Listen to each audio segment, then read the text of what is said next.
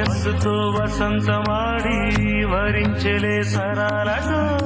మిలా మిలా హిమాలే జల జల ముత్యాలుగా తళ తళ గళన తటిల్లత హారాలుగా చేతులు తాకిన కొండలకే చలనం వచ్చనులే ముందుకు సాగిన ముచ్చటలో మూవను పలికెనులే ఒక స్వర్గం తల వంచి ఇలా క్షణాలలో అందాలలో అహో మహోదయం భూలోకమే